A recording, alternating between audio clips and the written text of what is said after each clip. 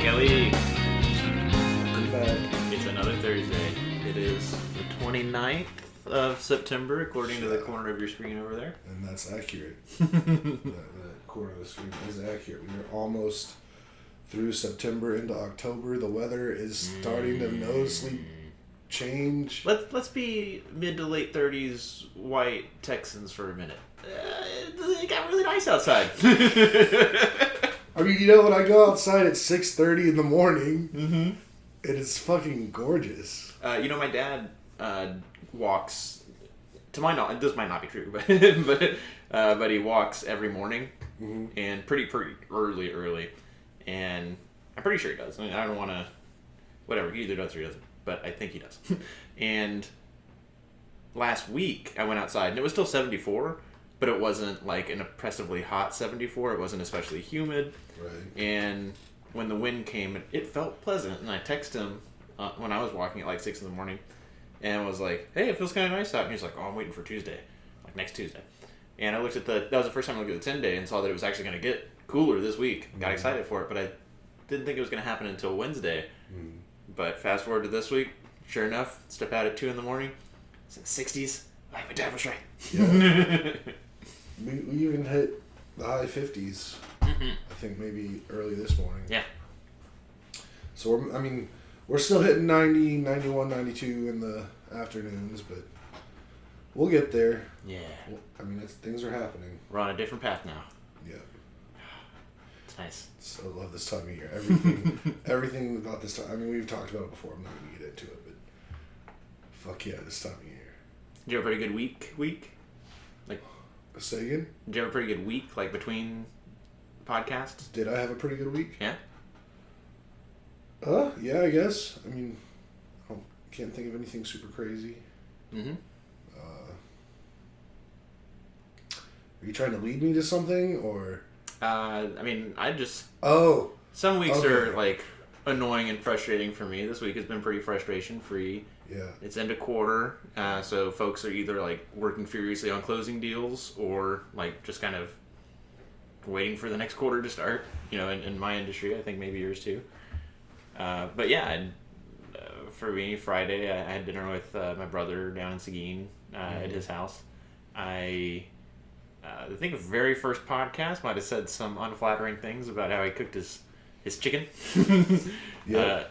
So, rebound, kudos to him, and Kat made some smoked salmon, which was spiced really well, had cream cheese and jalapeno, and that was great. Just my kind of personal favorite is Brussels sprouts, which I could never like impose on you guys, right? Because it's like it's wholly unacceptable for you or Jared. I'm ready to try them again. I haven't tried them in probably 30 years, and I don't know. The smells of it have 30 intrigued years. me.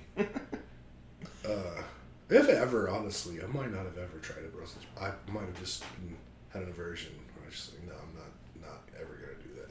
Even like uncooked, just sliced in salad, I have it all the time.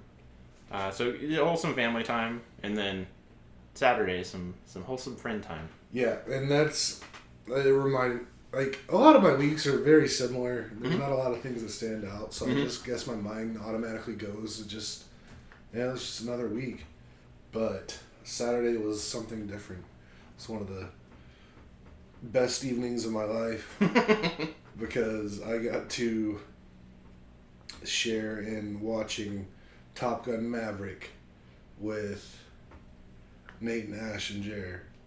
And I had already seen it once, but even though it came out for digital release a little while ago, I held off because I knew I saw it once, and I knew I wanted to watch it again with the gang for their first time, and I wanted it to still be kind of as fresh as possible for me, like as new as possible. Like I hadn't watched it, so I could definitely gain some, like, or see some things maybe I didn't see in the first one. And it was just as good as I remember it being in the theaters, and it was just really fun watching it with you guys. I really hope you guys enjoyed it. I know I can't even begin to ask you to enjoy it as much as I did. That's just unrealistic, and I would never go there. But hopefully, you guys had a good time, and yeah. So in the lead up to it, we definitely wanted to watch Top Gun, the original, which I want to say the last time Ashley and I watched it was with you at the Sirocco house when it came out in 3D. And that was years and years ago. Yeah. Over 10. Yeah. So. Or maybe 10-ish. Yeah. Whatever. Yeah. Oh, wow, more than 5 years ago. Yes. And we put it on in the gym while we were working out in like the middle of the week. And in my memory, it's like a cheesy, corny 80s movie with, you know, jets and fun stuff happening. And I don't want to say like I purposefully eschew cis male heteronormative stuff. I definitely don't embrace it like, you know, some goons do, where they gotta be like macho, masculine all the time. But there are times where it just comes up, and that was a big one, because I wasn't expecting to enjoy it as much as I did. Yeah. But from the very fucking start, with the music, but then like Danger Zone kicks in and just all the engine noise, I was like working out. I think I was doing like chest press, or I'm pretty sure it was chest press, and I just kept getting distracted by it. And yeah, you got the juices flowing. And when Maverick gives the bird to the Russians at the very beginning, I'm like, fuck yeah. And at some point, I forget when they play Danger Zone for the second time, but Ashley's like, are they playing the song again? It was a reprise. Right, but it was part of the thematic element. It wasn't that long after, so I think it was close enough to where it wasn't like they're just using it again. They were just like bringing it back. They hit the coda and had to go. Yeah, and I don't think she like disliked it, but she was clowning on it, and I was like, yeah, they're playing it again. It's Danger Zone. And then I don't know, the stuff that you care about more when you get older, I guess. When Goose dies and Maverick's talking to Meg Ryan, and she's like, he would have wanted you to fly. And it's like, oh damn. Yeah. And you really see like how much of a baby face like Tom Cruise was back then, and him like stoically trying not to cry. He's like, he's doing a really good job. Try not to cry. Which was a great lead in. Like focusing more on that, like still the engines and the competition, all that was still like really good for the Y chromosome in me. But focusing in on that, I figured was important. I really thought that the second movie was going to be about Maverick's dad and like what happened to him and all that. But then it was about Goose's kid. Yep. The kid that was in the movie, well, it wasn't the same person, but in the movie, original Top Gun, Goose's kid was in a scene. It was in the scene where they're playing Great Balls of Fire in the diner or whatever it was. Yeah. So yeah, that. And just like how okay, I guess we should probably preface this with spoilers. If you haven't seen Top Gun, like, you're going to get spoiled. I figured I was the last person in America to see it. So. But that's what I'm saying. I don't feel bad about it if you've heard anything to this point or going forward, because you should have seen it at least 4 times. You should probably fast forward like 45 minutes because we're going to be on this for a bit. But I loved, especially like right at the beginning of Maverick, it opens up like with him in a hangar with like a camper in it, and there's like this workbench, and above the workbench is all these pictures from his past, and they're all like a bunch of pictures from the first movie and stuff with the people of the time. Like, they didn't even make the movie, but there's pictures of them all together. And you even had the picture of that scene where Maverick and Goose's kid are right there at the piano. So, it's so good. That setup in the hangar, like, I could just go frame by frame through this movie and be like, that setup is so many dudes like wet dreams. Whereas like the chairs were chairs from planes. Yeah. What is there a technical term for that? Seats. Seats. Yeah. The rug was cool. Obviously, the big ass plane, but then just having a hangar in the desert and just like being able to dig around on your own like prop, pretty cool. And flex to Tom Cruise for owning his own P-51 Mustang that they used in the movie in that scene. Mm-hmm. And he even flies it in the movie later towards the end of it. For all the crazy stuff that guy's doing, just like that one narrow slice of his life is so many people's dreams. I mean, it's definitely my dream. I know he owns that plane, and I know he owns a Honda jet, which is like a pretty small, like, private jet. Mm-hmm. It's like one of the cheapest ones you can really get, the smallest, but I know he owns one of those. I'm not sure if he owns any other aircraft. He can fly a bunch of other aircraft. I liked the experimental plane at the beginning. That whole part, the Skunks Works. I was like, oh, he's working on cool shit. Actually, after the movie was released, like, China actually launched an investigation to find out more about that aircraft because they thought it might actually be real when it was just completely CGI. Yeah, CGI made up for the movie. Like Skunkworks like partnered with the movie to design the plane for the movie, so it would look like pretty much realistic as to what you'd think, or what could actually be like a hypersonic plane. Yeah, I liked when. So you gotta do this ballsy move to keep the program alive, and realistically, just like getting to Mach 9 and hitting the actual like benchmark would have been enough. But then he gets to Mach 10 and like, oh great, you did that extra thing. He just keeps pushing it. Yep. And that's, yeah. And then when they show the plane breaking apart, like, I mean, it's a beautiful movie. Yeah. There's so many parts like that where it's like, that's probably exactly what that would look like. And they must have taken inspiration from, different things that have broken up in the atmosphere. I liked him getting, him getting chewed out at the beginning again, okay. Just like the beginning of the last movie. One sec. Have you heard the conspiracy theories around the Dark Star crashing, breaking up? No, what's the Dark Star? Or the Dark Star was the experimental plane. There's a lot of fan theories out there saying that in reality, Maverick died right there in that crash because in real life, if he was traveling in Mach 10.1 and his plane broke apart, no matter how well it's built, he's not surviving that. Yeah. So a lot of people suspect that he died in that, and the entire rest of the movie was like a dream sequence, basically. Have you ever heard of a movie called Jacob's Ladder?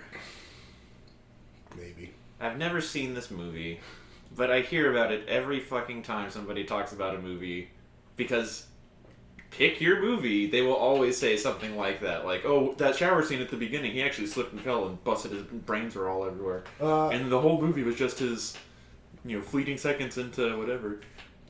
This podcast, How Did This Get Made? I think I brought it up before. Yeah. Jason Mantzoukas, just... he'll drop that in any fucking opportunity he can. So, having never seen this Jacob's Ladder movie, that's a Jacob's Ladder that you're describing. Well, I mean, I completely understand that, but I mean, in this case, it kind of makes sense, because that is a completely unsurvivable situation what happened. Like, they're not even stretching the boundaries. That is just physically not possible. Any piece of something comes off and the drag just... Yeah. And you, like, at those speeds, like, you touch air, you disintegrate. Like, you become mist. Yeah. We're used to thinking of that in terms of water. Like, you can jump into it for a while, but if you're going too fast, it's just like hitting concrete. And then you go even faster, it's the same with air, which is obscene. It's like really weird. Flying's cool. Yeah, okay, I just had to bring up that fan theory that Maverick died right there. And then, in his mind, he walks out of a forest into some small podunk town. Was real thirsty for some water. Ashley the whole time was saying, like, this movie's about us. It's about getting old. And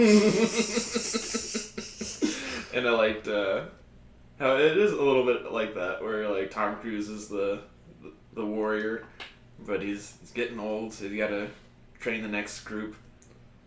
But they're just not ready yet. I mean, it's the perfect story.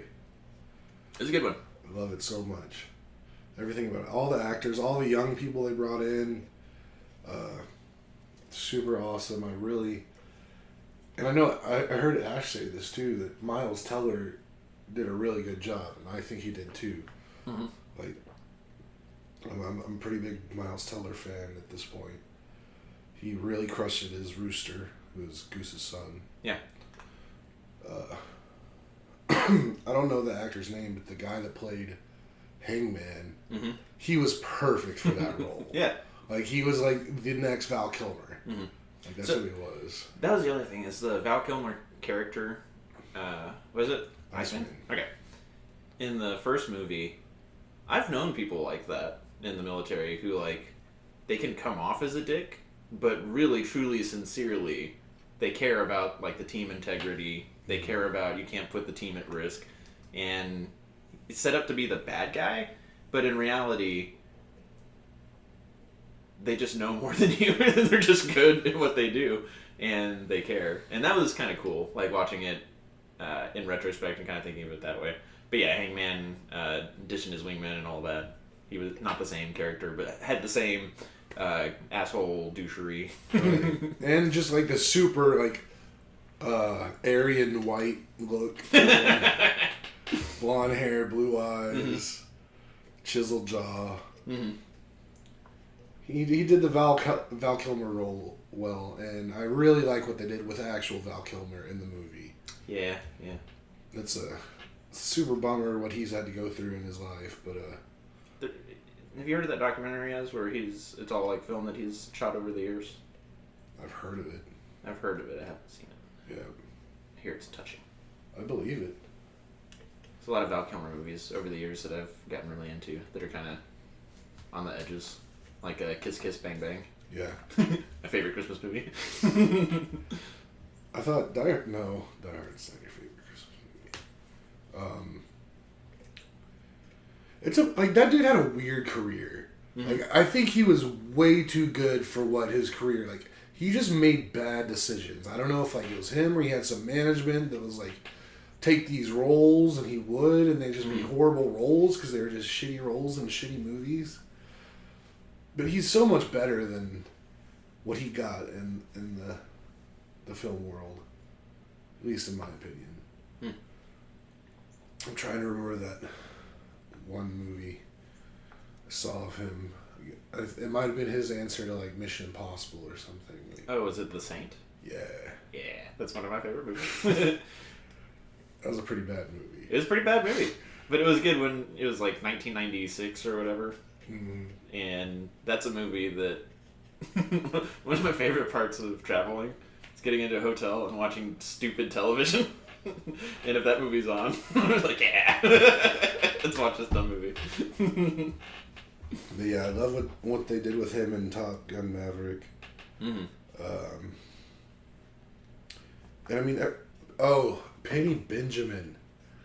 That was one of my favorite things about Maverick. Mm-hmm. Is they took the character Penny Benjamin in the first original Top Gun. Like, there was no actor that played Penny Benjamin. She was just mentioned once in the whole movie, and it was like right at the beginning, right after Maverick had the flipping off the quote-unquote Russian. They never tell us who the enemy is, but it was the Russians. But the flying MiGs in the 80s. He had to help Cougar get down on the deck because Cougar flipped out. And then he's getting chewed out in his commander's office with Goose. And it comes up about how, like, the commander's yelling at Maverick about all these things he's done wrong in the past. And he was talking about these different flyovers Maverick would do, unapproved flyovers of towers. And it was like doing flybys on 3 towers and 1 admiral's daughter. I screwed up the line. I don't know how I don't have that line memorized. I know the entire movie back to front, but I guess that's why I can't be an actor, because learning your lines is tough. But anyway, he says that, and then Goose like leans over and whispers, "Penny Benjamin," to Maverick, and Maverick was like, "Yeah." But that was it. Like, that was the only mention of this Penny Benjamin. But then, like, they flush her out into a full-ass character in Maverick. And played by, like, they did the great, like, that's a great choice of actor to get for that role. The fucking amazing Jennifer Connelly. And she crushed that role. And I don't care how old she is still a 10 out of 10, like, gorgeous.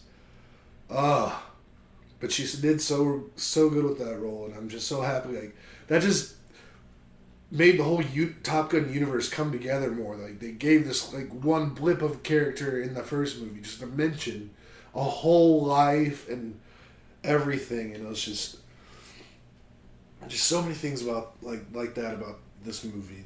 Just it's really good standalone, but that probably was like 2/3. My favorite part was that it was such a good continuation, such a good here's where we left off, here's where everything is now, the consequence of 20 years, 30 years, however long it's been. Yeah. But yeah, I mean, I could continue on forever about Top Gun just because I love it. But if you have anything else you want to say about it. I did ding the movie with respect to Penny. Wow. Because when they finally banged, they didn't play Take My Breath Away. See, okay, I was thinking that too. I was wondering, but they didn't actually show a banging scene, I don't think. They showed them like maybe about to, and then like the aftermath. There was not that scene like from the first movie where like you can see like they have the curtains and you can see the shadows of them on top of each other and kissing each other. So yeah, I get that. It's a different time. It's up there for this. And to be honest, I thought that when I first heard Lady Gaga was writing a song for the movie, I thought she was writing the sex song. That like slow, beautiful like song played while like Maverick and whoever the love interest was gonna be turns out to be Jennifer Connelly. I thought that's what she was gonna do, and I was like, oh fuck yes, that'd be perfect. But I still really liked her song too. Yeah. When we were listening to or watching Top Gun in the gym and that song came on, I was like, so many children were conceived. So many of like our friends in our cohort were conceived to this song, and see we were denied a population bump that should have came with whatever the updated song to that scene.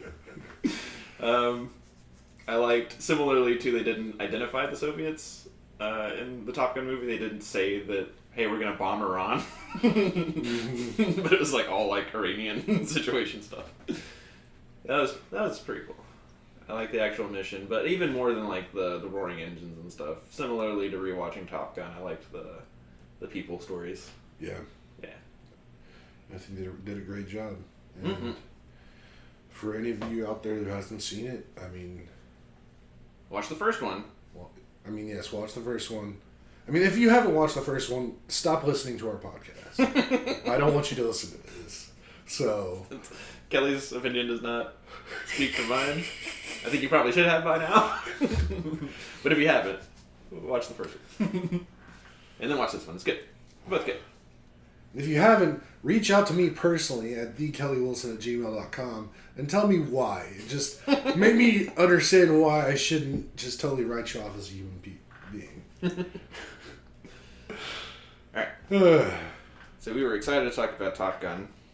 The week before that, we watched Everything, Everywhere, All at Once. I don't think we talked about that, but also a solid movie. It was alright. It was alright.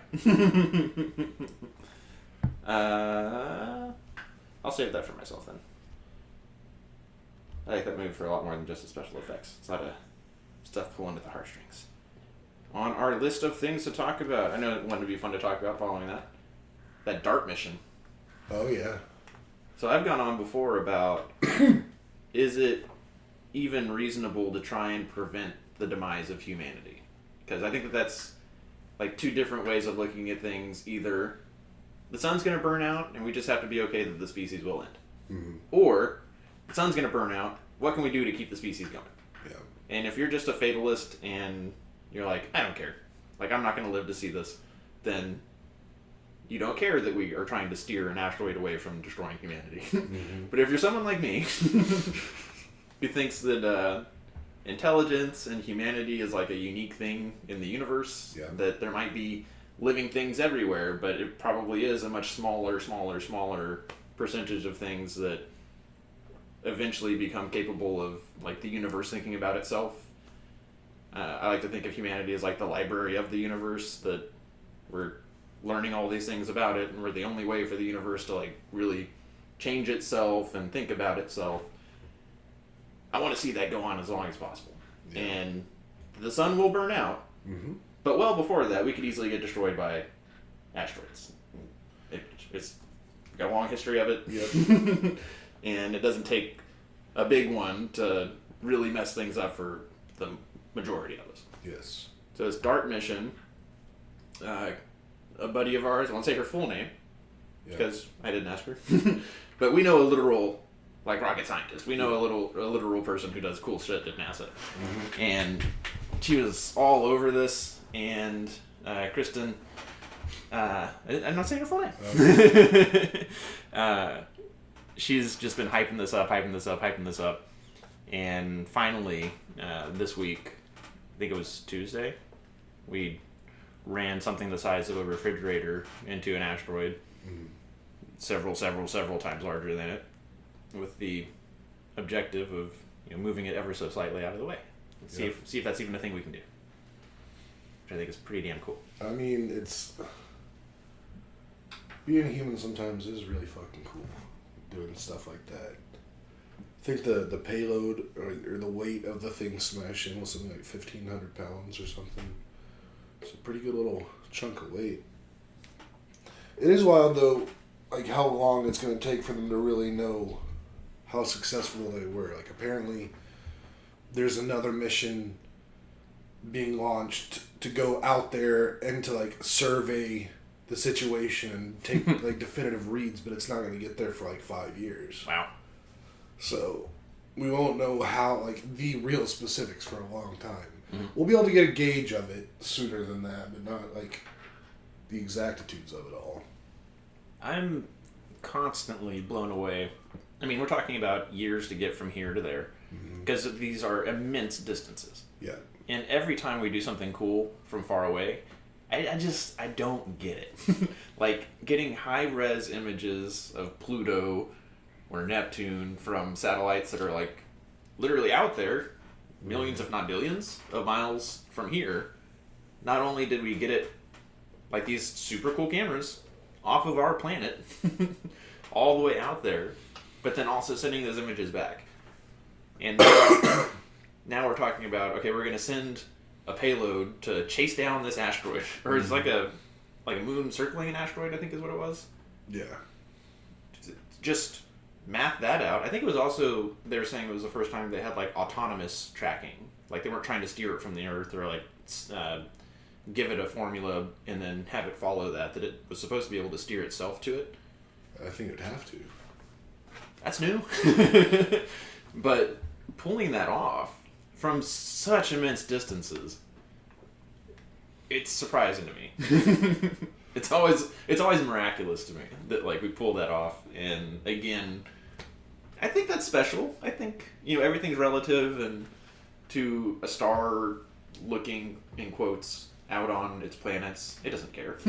But relative to the human experience and like what animals can do and what life can do, I think it's pretty neat. I mean, that's one of the reasons I love like anything space travel related, rocket related. And I mean, it really stems from my love of just like terrestrial aviation. Like, we're just given like the entire like, we're just saying fuck you and like we're gonna just do this shit. We're gonna be real cool about it, and just going anywhere up. Just flashback to watching October Sky. You seen that movie? Yeah. Like set in the 50s, right? Mm-hmm. Yeah. Around Sputnik. Just rockets are cool. Did you ever build a model rocket? Yes. Yeah. And we being me and my dad, we did this when I was in elementary school, and the way that we powered or did the ignition was he actually did the wires into my Game Boy, and like turning on the Game Boy is what sent it. Which I thought was pretty cool. I mean, any reason why? Just to make it that much cooler? I think so, yeah. I guess you're supposed to use like batteries or... I mean, usually, for my whole life, like, I've messed with a few different model rockets here and there and launched them. Not as many as I really would have liked, but more than 2. Mm-hmm. Less than probably, like, 6. Maybe even less than 5. I don't know. But, even me growing up, like, it was part of, like, the kit stuff you would buy is, like, you'd have, like, this, like, launch thing that had... Okay. A button on it and like this like safety key and a little light that lets you know like it's active. And but did you have exposed wires that you had to wrap around it or no? There was wires that came out of it that then clamped onto igniters that you put up into the motors. Okay. So that when you hit the button, it would shoot electricity, start the igniter, it'll spark, and then it would light the motor. But yeah, model rockets are pretty cool. Yeah. I'd like to do that now, but I just like don't know where to go do it. That's always been the problem. Like that's always what held me back from doing it more because it's really not that expensive to do. Mm-hmm. But you would get in trouble for doing it in this field right here? Yeah. Just cause, or? I think you have to be a certain distance away from like populated areas. They're like over buildings and such. I'm fairly certain we walked from our apartments to like the soccer fields. Like all through elementary school, we were at these apartments, and then there was like a bayou, or like a big ditch. Mm-hmm. And then there was the middle school and then the elementary school. Between the middle school and the elementary school was the fields. And that's where we did that. I mean, I know I launched a few rockets from an elementary school playground like field. Mm-hmm. But I'm not sure they had the actual laws back then that they do nowadays. Mm. But nowadays it's definitely like you need to be in the right place or you could like get in some trouble. Just because, I mean, they do like... They could do some damage. Like maybe if you're not using the like shooting off the smallest of rockets, like you're not gonna do much. But you can get pretty big with your model rocketry. Mm-hmm. It's really cool because I've seen some things that like these people come together and like they're making it a goal to like hit like outer space with their homemade rockets, and like some have got there, or at least to whatever. I always forget what it's called. There's some kind of line that it's named something. It's like that's the declared start of space. There's no real actual start of space. It's a gradient. Mm. So they just decided. I think it's maybe like 100 miles or 100 kilometers or something. That seems pretty high, right? I thought it was like 6 miles and you're like out of oxygen. Well, yeah, they're just that's the thing. Like, it's just where do you define what's still you're in just high atmosphere Earth and then like in space. Okay. But there's some line, and a lot of people say that it's a lot like the defined line is a lot lower than what really is space. Mm-hmm. But yeah, some like, I mean, they're not home, like they're made in like shops and like people who know kind of what they're doing are making them, but they're not NASA scientists. They're just like people doing it for fun. Mm-hmm. And that seems pretty cool. I've seen folks do that with weather balloons. I was just about to bring up weather balloons too, because that actually got on my mind earlier today because I saw a video of like a 737 flying at like 37,000 feet and passing like an amateur like weather balloon that underneath it was hanging a giant picture of Gene Simmons from Kiss, like in his Kiss makeup. And That made me think of that. But Just to piss off air traffic control, or what? I don't know. I mean, that's the thing. Technically, like by law, if you're going to be flying those things, you have to have on board what's called an ADSB, which is basically a transponder that everybody can pick up and know that, like, hey, I'm a thing, I'm here. These are my like general like what I am kind of situation, kind of aircraft. Try not to suck me into your engine. Yeah, but apparently there's a big thing. Like, there's a lot of people that launch those kind of things that don't have them on there, and they can like. I mean, the odds of it actually like interfering with a jet flying through the air are just pretty astronomical. Just how big sky. three-dimensional space is. But it's possible. Like, it could take down an airplane if it was to hit the wrong way. So. It's always a big deal in the combined arms exercises of if you're going to do artillery, you have to know where all the airframes are. Mm-hmm. But they'll say, the artillery folks are like, big sky, little bullet. I totally get that. Which the air guys just don't think is funny. I forgot how this came up. Oh yeah, when you're talking about Sputnik and... Not that long ago, and like such dramatic change, such dramatic improvements in evolution and technology, there was, I forget exactly how it goes, but the period of time that people were using bronze swords before switching over to steel swords is far, far, far, far longer than the amount of time from steel swords to now. Right. And it's sort of like the whole dinosaurs thing, where dinosaurs did dinosaur stuff, not for, like, we've been doing human stuff for 10,000, 100,000 years. Yeah. Dinosaurs did it for hundreds of millions of years. Yeah. And presumably never left our planet. So we're doing cool stuff really quickly. And by we, I mean like 1% of 1% of 1% of people. The rest of us just kind of piggyback off that. And we're cheering it on. I'll donate to some shit. I'll support my congressman to give aid to NASA. Do my part. Next thing? Yeah. Cowboys. Yes. Last episode was the most controversial episode. I mean, I left it feeling pretty not great, but... It's not that you have to be a Cowboys fan or we can't be friends. It's don't take shots and pretend to root for the Cowboys if you're not, just, you don't have to do that. I mean, I agree. I fully agree. You know what? I'm gonna agree. I'm already on a good path. We're doing good. I'm not gonna say anything else. So after Thursday, the Cowboys played Monday Night Football against the undefeated at the time New York Giants in New York, and it was a tall order. But like we were saying, this weekend is my birthday, and I wanted to watch the Cowboys here with everybody. But if it meant, that they were going to lose because of nefarious fandom, then I might have to think about it. But I don't know what you did over here. We saw a lot of positive stuff from you via the text, but we did our usual rituals over at the house, and Cooper Rush and Tony Pollard and eventually CeeDee Lamb, but especially Micah Parsons got us the win. Yes. So I think you checked out around halftime. We were I think we were tied, but we might have been like 9-6, something like that. But Ashley and I had a mini conference at halftime, and we're like, this is good. We can work with this.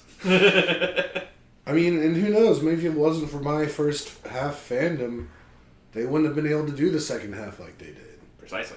So, I think I earned it. I think I earned my friendship back with you. Which I was worried about. And I'm not going to lie. At first, it felt really weird, like actively rooting for the Cowboys. Mm-hmm. Just because I've never done it before. It's just, you do anything the first time, it's kind of weird. Mm-hmm. But then it started to felt a little liberating, almost. Like, I don't have to hold on to this hate anymore. No, you don't have to hate the Cowboys. I mean, for a large portion of my life, I felt like I did have to hate the Cowboys. Being from Houston, Mm-hmm. Like, we're just... I mean, it's a pretty big deal. Like, if you're Houston, you're usually a Houston person, and if you're Dallas, you're a Dallas person. And there is some, but there's not a lot of crossover. Usually, you're one or the other. I mean, again, there are exceptions. You're one of them. I mean, there's a bunch of exceptions, really. I know a lot of people in Houston that like the Cowboys, but still, like, I always felt that there was just some rivalry, and I had to ride with Houston. Mm-hmm. But at the same time, too, so I'll just ask you this, like, the Texans play the Cowboys this year. Mm-hmm. I can't root for the Cowboys to beat the Texans. This is where I have no problem saying, let's just see a good game, and whoever wins, wins. And that's where I know that we're pretty different. That makes sense. I always wondered how, like, you ever thought that was okay. But now I'm starting to maybe think so. Mm-hmm. My dad used to say something, or had a saying that goes way, way back, and it's brother against brother, brothers against the world. And that's how I tend to see, like, all Texas sports, is if we're all brothers, and if you're fighting somebody outside of Texas, I'm going to root for you. Even if you're Texas Tech, even if you're Baylor, even though those are like traditional rivals of TCU in schools that I have like actively cared about over the years. And similarly, when the Texans play the Cowboys, I'm not going to see it as some sort of rivalry. I'm going to see it as like brothers, bumping heads. I mean, I can get where you're coming from, but Texas is really big. Mm-hmm. Like, it's really, really big. Mm-hmm. So I don't know if, like if we were in a smaller state, I could be like, all right, let's stick together. But we're so, like, as you're saying that, I got to think about just how big Texas is, and can you really just, like, group everybody into that one thing, because we're all in such a giant state. Pulled up a little map of the size of Texas over Europe, and, like,